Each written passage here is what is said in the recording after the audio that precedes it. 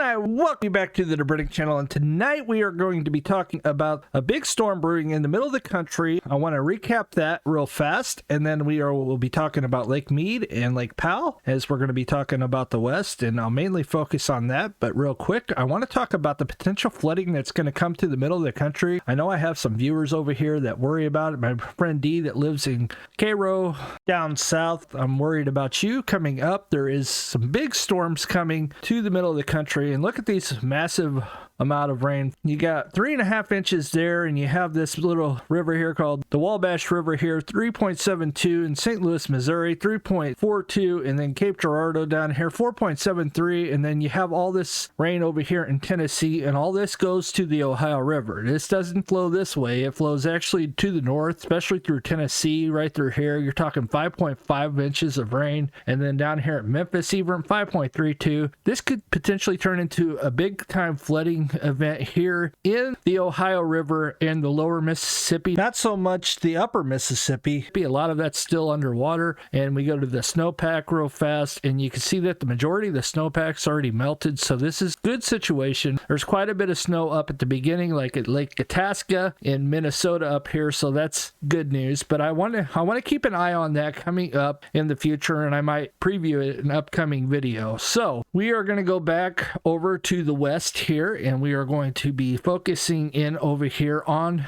the snow depth, being that I already have the snow depth up. You can see that they got Crest Butte. They have 3.9 over here in Ville. They have 36, so that's over 3 foot. Over here, 4.4, that's almost 4 foot, not quite. And then we come up here by Steamboat Springs up here, 36. Just to the north of Steamboat Springs, you got 42, and then you got a decent swath right through here by Salt Lake City and just to the north of St. George. And over by Page, just to the south of Page, just to the south of Lake Powell, you have 7.7. So that's what's going on there. And just for good kicks, we'll go over to our friends in California. Hello, everybody over there. We go down by Mammoth Lakes over here, 27 in the Sierra.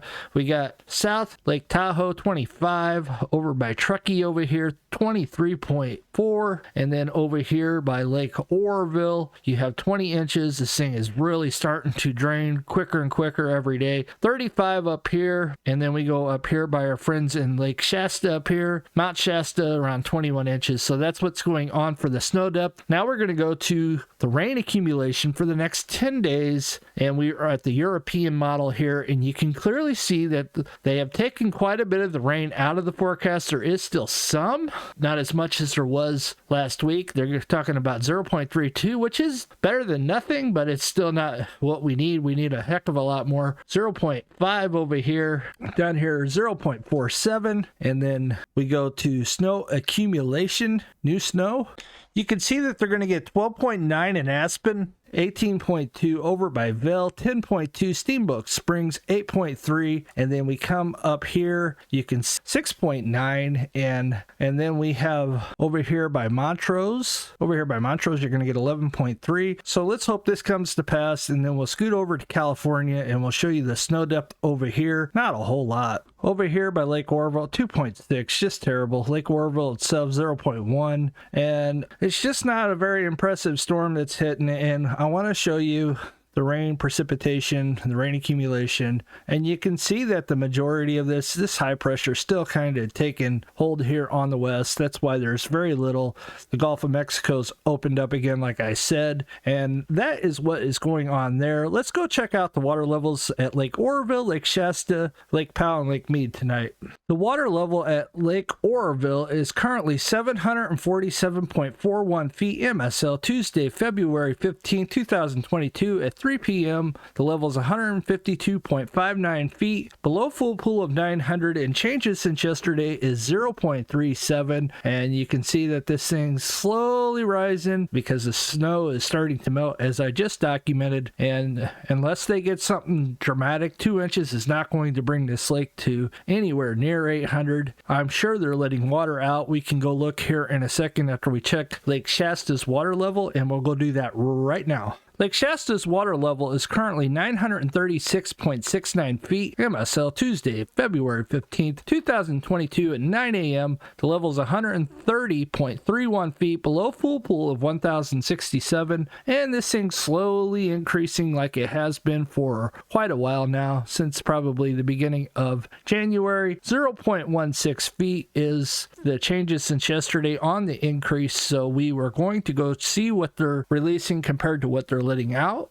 So your outflows currently are 3,412. Your inflows are currently 4,755 at Lake Oroville. And the percentage of capacity is 47 right here. And we go up to Shasta. Shasta's outflows are currently 2,941. Your inflows are 4,745. And percentage of capacity is 37. And that is what's going on there. In case anybody wanted to know about Folsom, your water level down there at Folsom's 420.51 feet. Your outflows are currently 1,962 and your inflows are 2,537. And Trinity up here is 32% of capacity. Your outflows are 447. Your inflows are 1,290 and percentage of capacity is 32 at Trinity. Let's go to Lake Powell and see what's currently going on. As we roll over to Lake Powell, the water level currently at Lake Powell is 3,529.21 feet. MSL, Monday, February 14, 2022 at 12 a.m. The level is 170.79 feet, below full pool of 3,700. And every time, the last time